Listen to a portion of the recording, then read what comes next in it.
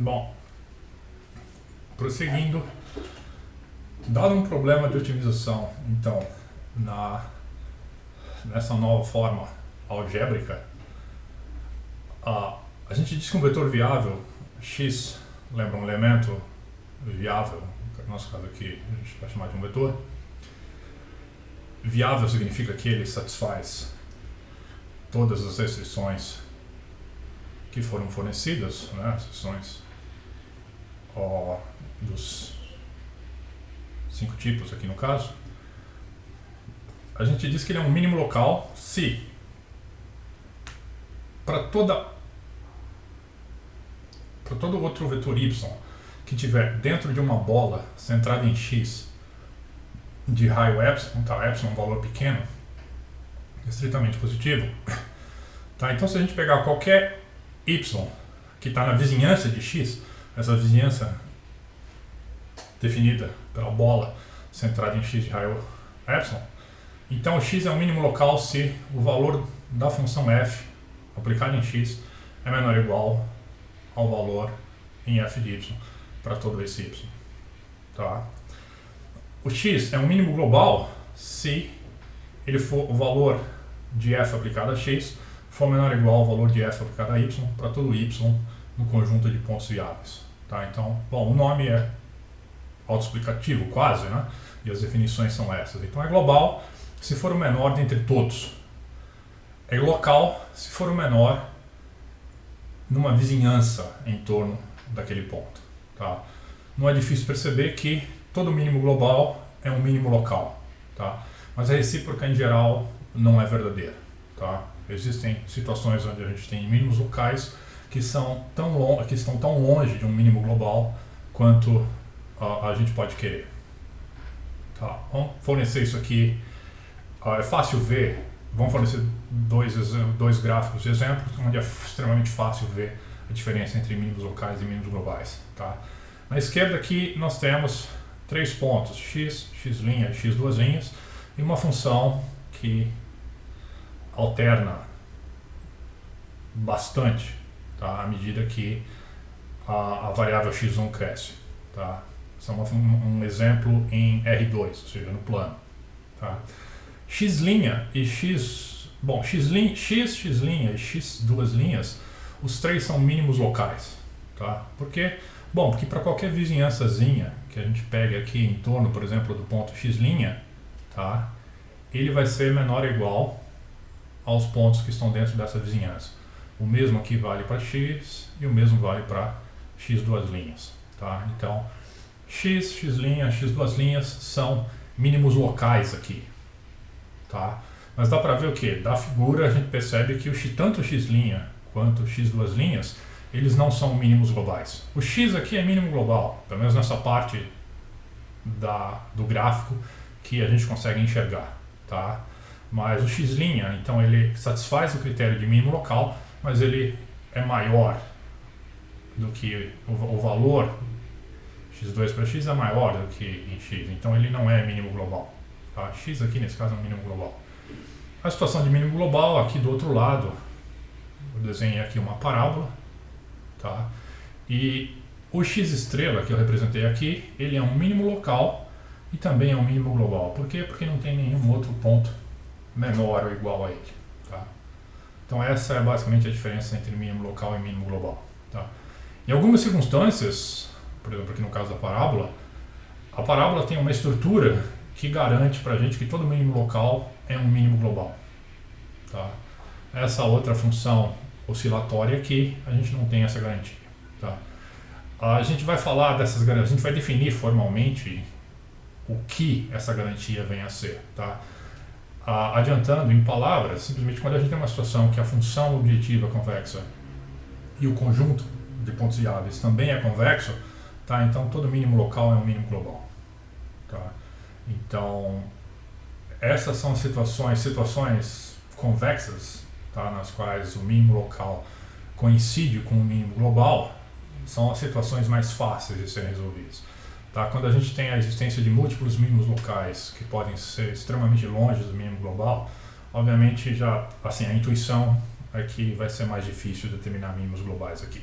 Tá? Mas, de novo, tudo isso é apoiado depois em definições e alguns teoremas.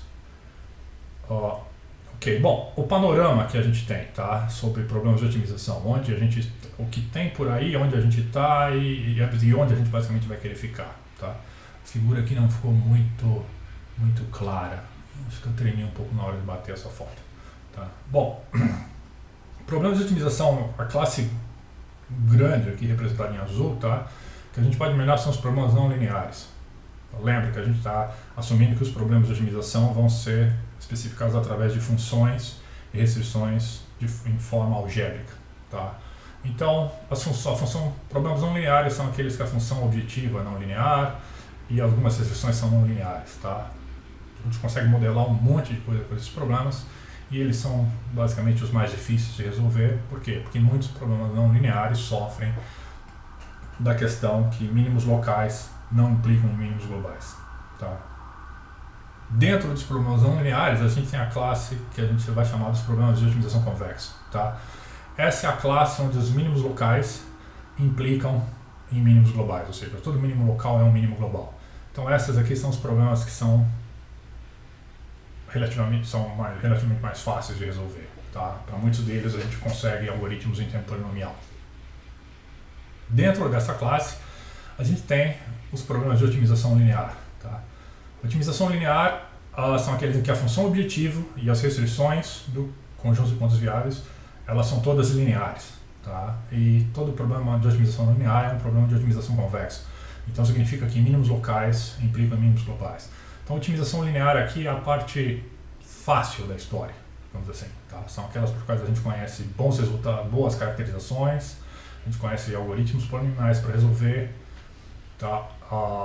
E mesmo assim tem um monte de problemas interessantes que são modelados como problemas de otimização linear e tem problemas mais complicados, inclusive não lineares, que a gente pode linearizar. Tá? E aí introduzindo um critério de aproximação. A gente não acha exatamente a mesma solução, mas a gente pode tentar achar uma solução próxima o suficiente. Tá? Vou deixar para definir isso depois. Então a otimização linear não é só um objetivo final, como também uma ferramenta para a gente atacar problemas convexos mais complicados e problemas não lineares, não convexos mais complicados. Tá? Coisa interessante em falar aqui é que existe também o que a gente chama de otimização inteira, tá? Ou programação inteira. O que vem a ser isso? Bem, vão ser alguns problemas onde algumas ou todas as variáveis, tá? Elas não são reais, mas sim elas tomam valores nos inteiros. Tá? Situações onde a gente tem objetos que não são divisíveis, ou os objetos indivisíveis. Tá? Então, olha, a variável de decisão, por exemplo, x1, ela tem que tomar valores inteiros e não valores reais. E isso pode fazer uma diferença grande. Tá? A verdade é que alguns problemas de programação inteira, os mesmos métodos de programação linear conseguem resolver. Tá? Para outras situações, a gente precisa de métodos completamente diferentes. Bom, existe uma área aqui que eu marquei com asterisco, que são os problemas de otimização inteira, que são convexos. Tá? A noção de convexidade para variáveis contínuas é diferente da noção de convexidade para variáveis discretas, tá? Variáveis inteiras. A gente tem que definir elas de forma ligeiramente diferente, opera com elas de forma ligeiramente diferente, mas elas meio que coincidem. Tá? Uma das coisas que a gente quer, uma das características que a gente quer para definir convexidade inteira é que se a gente estender a convexidade inteira para os contínuos, ela vai coincidir com a noção de convexidade contínua. Tá? Então, nesse curso, basicamente, a gente vai tratar um pouco de programação linear, a gente vai fazer algumas menções de programação convexa, tá? E a gente vai tratar sobre programação inteira, tá? Um tanto de programação inteira linear, e outra parte com algoritmos tratáveis e não tratáveis. Tá? E um pouquinho de não linear a gente vai chegar a falar mais para frente. Tá? Mas a maior parte do tempo a gente vai ficar em linear porque, como eu falei, é uma ferramenta é uma ferramenta que resolve modelos por si só e também serve como subalgoritmos para problemas mais complicados. Tá? Mas esse é mais ou menos o panorama que a gente tem.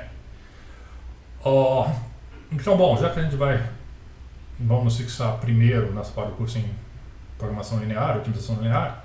Vamos introduzir alguns modelos para a gente entender melhor agora o que isso está a tratar. Tá? E a gente começa com um exemplo clássico, digamos assim, tá?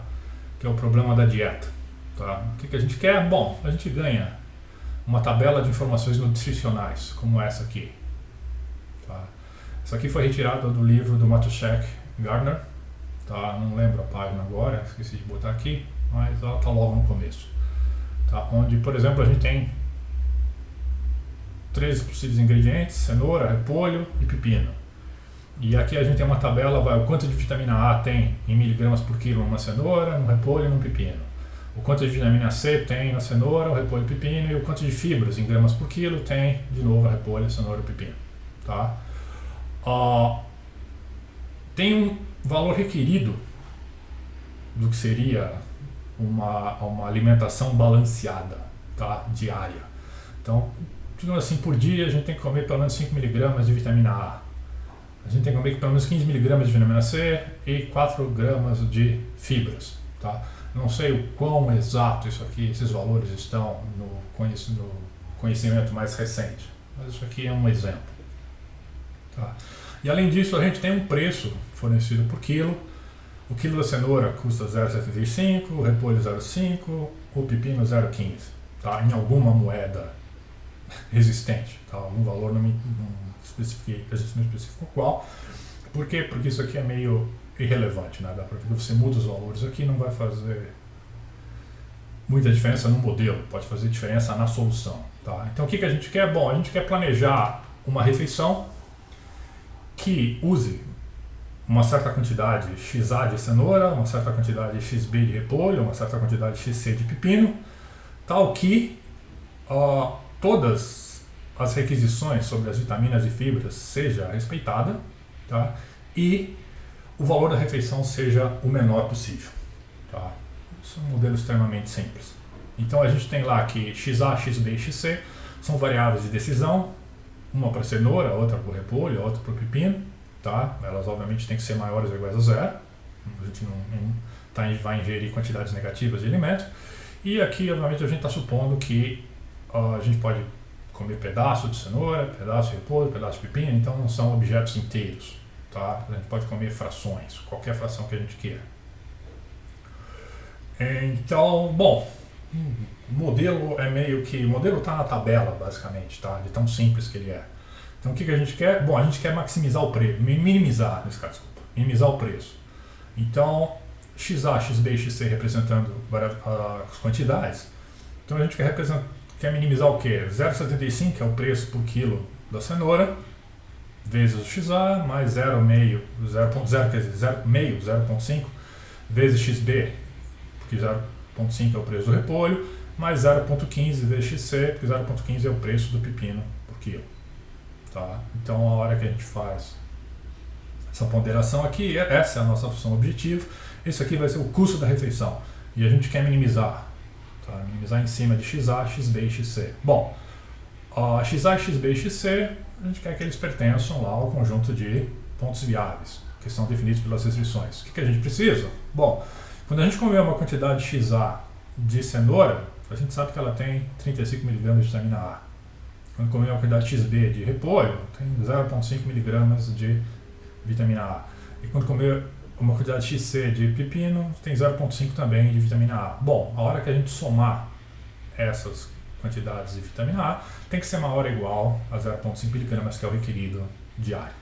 Tá? E o mesmo vale para a vitamina C e fibras. Tá? Temos aqui a segunda e a terceira restrições.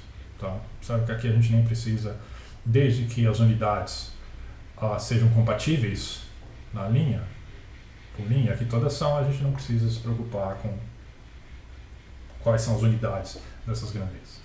E finalmente, XA, XB, XC tem que ser maior ou igual a zero. Tá? Então isso aqui é um programa linear, tá? Para o problema da dieta com essa tabela de requisitos e ofertas, digamos assim, fornecida. Tá? Vamos saber que esse problema é bem concreto. Esse modelo é bem concreto. Tá?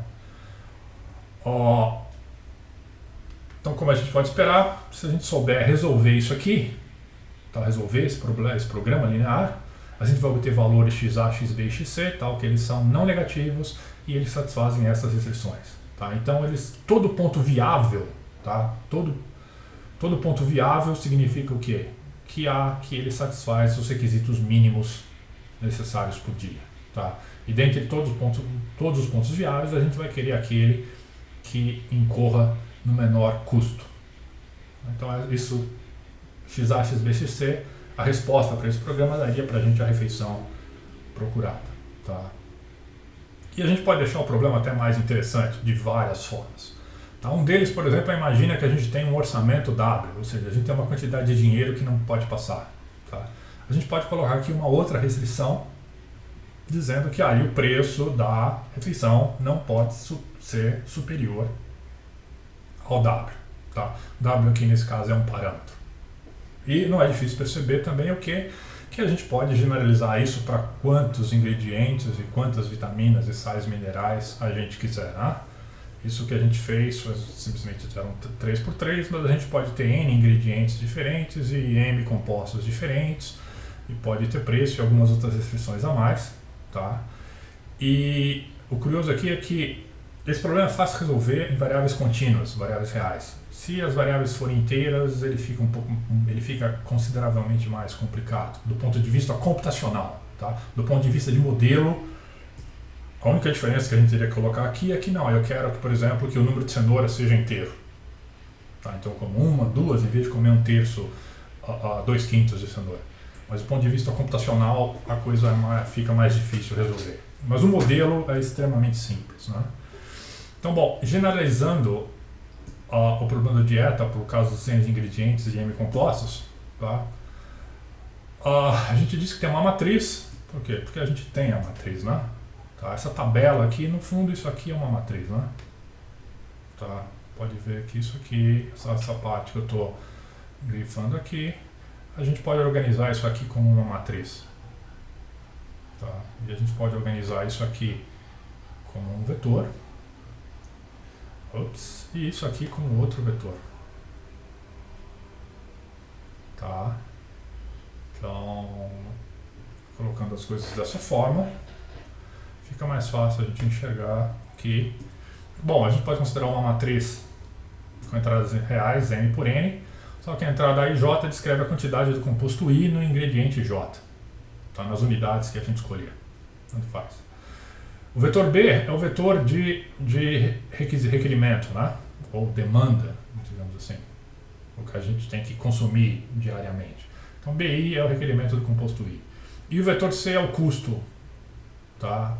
Do ingrediente J na unidade escolhida. E aí, agora, nesse caso, em vez de ter 3 variáveis de decisão, nós vamos ter N variáveis de decisão. Por quê? Porque nós temos N ingredientes. Tá? E o problema pode ser, de novo, reexpresso de uma forma mais geral e mais simples. Tá? Então, isso aqui é um modelo clássico do problema da dieta. A gente quer minimizar o produto interno, então, o produto escalar entre o vetor C e o vetor X. X é o vetor das variáveis de decisões, tal que o produto AX é maior ou igual a B e X é maior ou igual a zero. Ou seja, X maior ou igual a zero significa que todas as entradas de X são não negativas. A X maior ou igual a B é que quando eu pego a linha de A e multiplico pelo vetor XB, o vetor X, eu vou ter que ele é maior ou igual a B. Ou seja, eu vou obter um balanceamento dos ingredientes para satisfazer as demandas dos compostos. Tá? Para a gente, nesse curso aqui, todo vetor é coluna. Tá? Isso é o que a gente vai assumir. Então, por isso que eu usei o transposto aqui, para mostrar que a gente está considerando o transposto do vetor coluna, que é um vetor linha, para poder fazer o produto interno. Esse é o produto interno clássico de álgebra linear. Tá?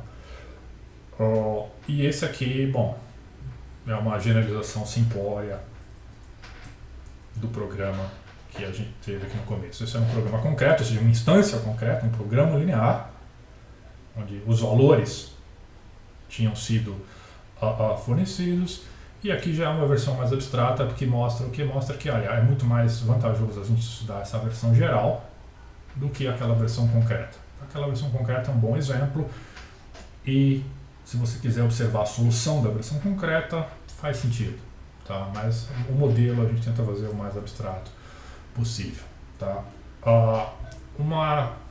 Algumas palavras extras nesse modelo, apesar de ser bem simples. Observe que esse problema de dieta ele é um exemplo, né? Um exemplo de brinquedo, que a gente chama de toy example. A gente pode tornar isso aqui o quão mais rico a gente quiser, colocando muito mais ingredientes e muito mais compostos com as demandas e preços.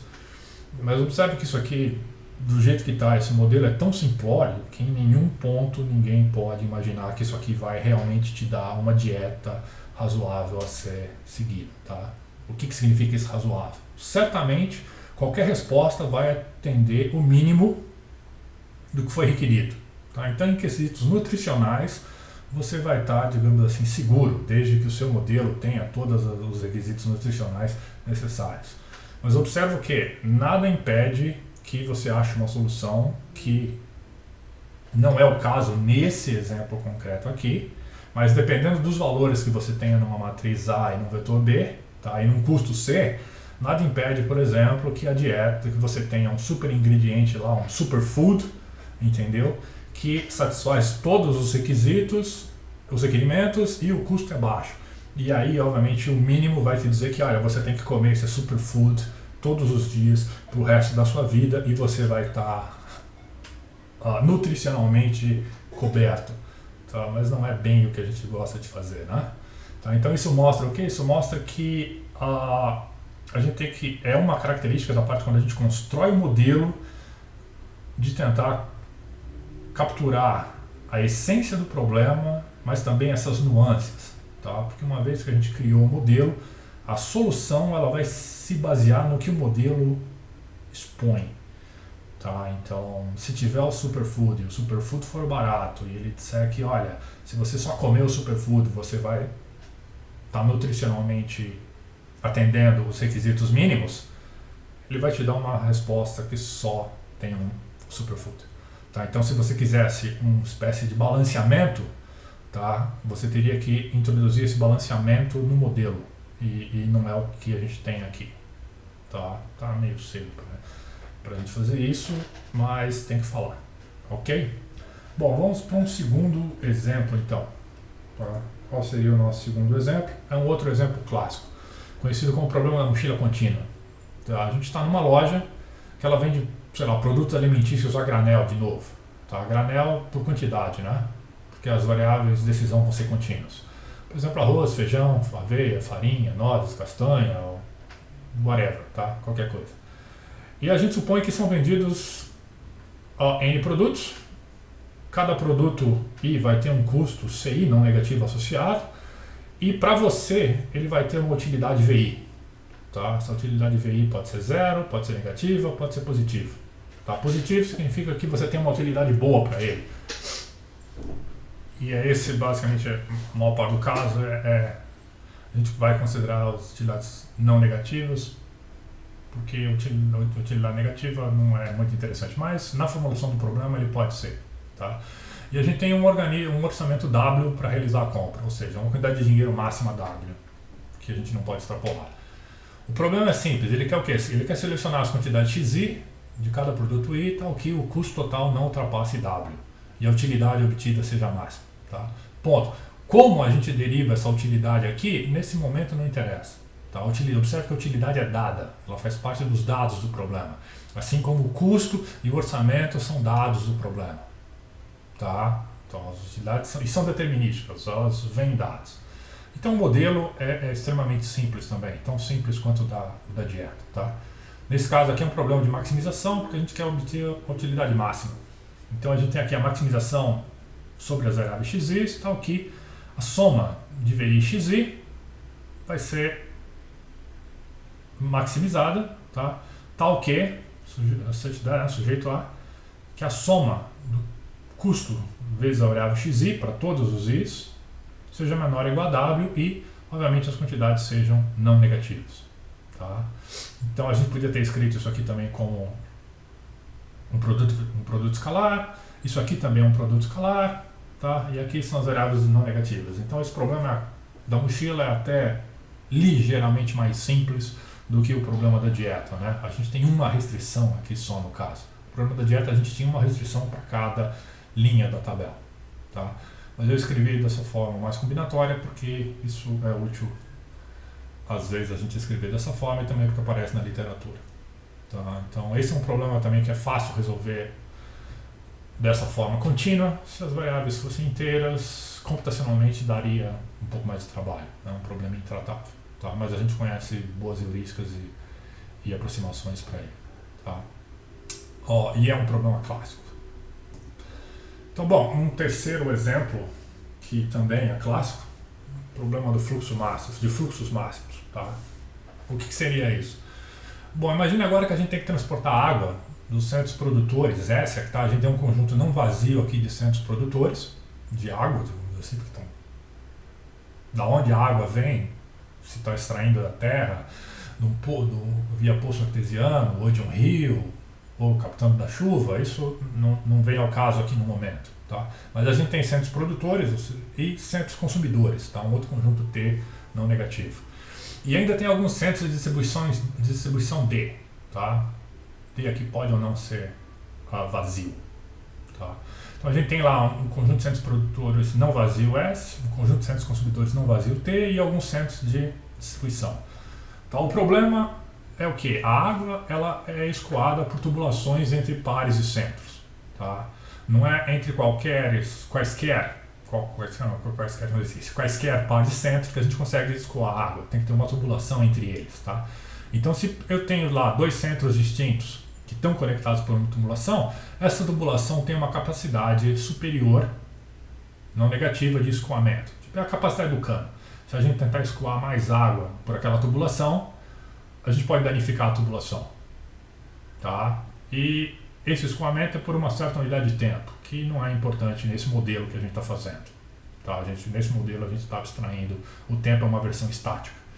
Tá? E a gente, nesse caso, pode supor que não há perdas. As perdas seriam vazamentos, né, na rede, tá? Então isso é o que a gente tem aqui, é uma rede. Centros produtores, centros consumidores, centros de distribuição, e alguns deles estão ligados por um canal de escoamento, tá? Tubulações, que tem uma capacidade superior. Tá? Isso é o que a gente chama de uma rede de distribuição, nesse caso, distribuição de água, e a gente vai supor que essa tubulação é usada em um único sentido. Tá? Porque tem cada tubulação tem uma válvula que impede que a água volte. Tá? Isso é uma questão de engenharia que às vezes é útil, buscando ser tratados como se fosse em um único sentido. Tá? Simplifica alguns problemas. Mas aqui no nosso caso a gente não está entrando nesses detalhes, é por simplesmente uma hipótese que a gente está adicionando ao modelo, tá? Porque permite um modelo mais simples. O objetivo para a gente aqui vai ser o que? A gente quer escoar a maior quantidade possível de água dos centros produtores aos centros consumidores, respeitando as capacidades da tubulação. Ou seja, a gente quer levar a maior quantidade de água possível dos centros produtores, supõe que não tem limite de produção aqui, e os consumidores também estão consumindo à vontade, tá um problema isso, mas está acontecendo. E obviamente talvez a água tenha que passar pelos centros de distribuições. E a gente só não pode estourar a capacidade superior da tubulação. Tá? Só isso. É um modelo bem simples. Bom, claramente isso é o que? Isso é um problema famoso, tá? Conhecido como o problema de fluxos máximos em digrafos. Tá? Um digrafo, ele descreve a rede de abastecimento como? A gente tem lá como vértices os centros produtores, consumidores e de distribuição. Tá, o sinal de união com mais aqui está dizendo que eles são disjuntos, né? Então o centro, nesse caso, não produz e consome ao mesmo tempo. Ou ele é de produção, ou de distribuição, ou de consumo, ou de distribuição. E a gente tem um conjunto de arcos, tá? E existe um arco indo de I para J se tem uma tubulação do centro I para o centro J. E os centros são distintos, tá? E sem perda de anulidade aqui, a gente pode supor que não tem arcos entrando em centros de produção. Ou seja, a água só está saindo do centro de produção e não tem arco saindo dos centros de consumo. Ou seja, a água só está entrando lá. Tá? Isso aqui é realmente sem perda de analidade. A gente não perde nada fazendo isso. Mas, para centros de distribuição, a gente pode ter água, os arcos simultaneamente, a água saindo por uma tubulação e entrando por outra. Tá? Mas lembrando que a gente está usando as tubulações em sentido único. Então, as capacidades para cada arco a gente descreve como um vetor U, tá? Esse U aqui de upper bound, né? Limitante superior. Tá? É um vetor que tem uma entrada para cada arco do digrafo. E as variáveis de decisão x também tem uma entrada para cada arco do digrafo e elas são não negativas. O que significa isso? A gente tem uma variável de decisão para cada arco, que é exatamente a quantidade de água que vai estar passando por cada um daqueles, por cada tubulação existente na rede. Tá? Então, o que a gente quer? Bom, a gente quer maximizar o fluxo de água transportada dos centros produtores aos centros consumidores, né? Então é isso aqui que esse seria uma formulação com programação de um programa linear para o problema do fluxo máximo. Tá? A gente quer maximizar a soma do fluxo que sai dos centros produtores aos centros que são vizinhos a eles, tá? Sujeito ao quê? Tudo que para cada centro de distribuição I, tudo que sai de I menos tudo que entra em I tem que ser igual a zero. Ou seja, isso aqui é conhecido como conservação do fluxo. Tá? Ou seja, tudo que sai é igual a tudo que entra. Supondo que, lembra, a gente está supondo que não tem perda no sistema. Então, o centro de distribuição ele não produz nem consome água. Então, tudo que entra é igual a tudo que sai. No centro de produção, só sai água. Tá? E a gente tem que a tubulação tem que respeitar os limites superiores existentes para cada um. Tá? Essas restrições aqui, que é uma aqui que eu já contei, que são as restrições de conservação de fluxo, tá? Elas também são conhecidas como lei de Kirchhoff. Por quê? Porque é a mesma situação que ocorre em redes elétricas.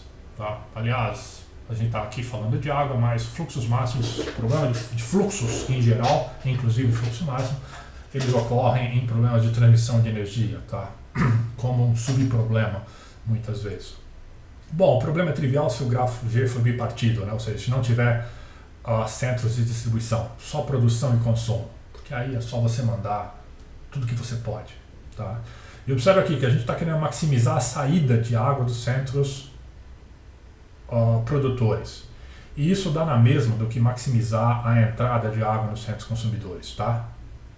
E isso aqui é fácil provar. A gente pode trocar a função objetiva, então tanto faz você maximizar o que sai, como minimizar o que entra. Por quê? Porque em todo centro distribuidor a gente tem conservação de fluxo, tá? Não há perda. Então é um modelo equivalente. Vamos botar isso num exemplo.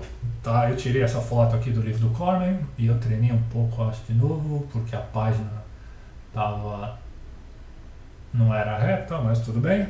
Tá? Então fui sair do livro de Introduction to Algorithms, edição 2 do Corman, Lyserson, Rivas, vocês têm. Tá? E aqui, por simplificação, a gente tem lá só um centro produtor S, Vancouver, um centro consumidor T, que é o INPEC, e a gente tem 4 centros de distribuição, Edmonton, Calgary, Saskatoon e Regina. Tá? E os arcos aqui, as flechas, né, são os arcos. Então eu tenho um arco saindo de S, chegando aqui, saindo de Vancouver, chegando em Edmonton. Eu tenho um outro arco saindo de Edmonton, chegando em Saskatoon. Eu tenho um arco saindo de Regina, chegando em Saskatoon, e assim sucessivamente para todos os demais. E os números que estão aqui ao redor dos arcos é a capacidade, o limitante superior do quanto de água a gente consegue escoar em cada um dessas tubulações. Tá? E esse modelo geral aqui que a gente construiu de fluxo máximo para um digrafo qualquer, nesse exemplo particular, vira esse problema concreto aqui. Tá? Então, simplesmente a única coisa que a gente tem agora nesse slide, 26, aqui eu peguei essa formulação que é genérica, só que formula qualquer digrafo, né?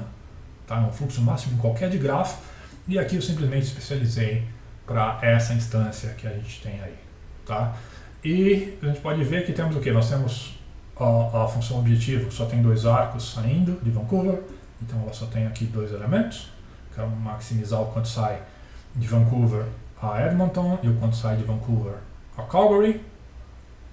A gente tem 4 restrições de conservação de fluxo, porque a gente tem 4 censos de execução.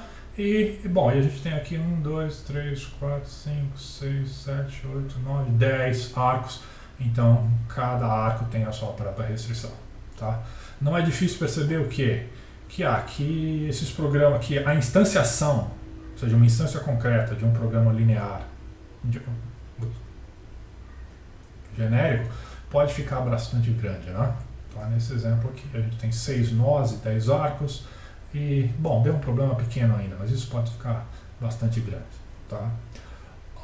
Então, obviamente, a gente também vai estudar ferramentas para escrever e instanciar essas coisas automaticamente depois. Então, algumas linguagens de modelagem, tá? Para a gente não ficar escrevendo isso na mão como eu fiz aqui, tá? A gente escreve, basicamente, essa versão genérica e aí a gente lê os dados dentro dessa versão genérica e aí depois resolve os problemas, tá? Eu deixo como exercício achar o valor do fluxo para essa rede, tá? Mas assim, em poucos segundos vocês devem ser capazes de achar. Certo? Perguntas até aqui?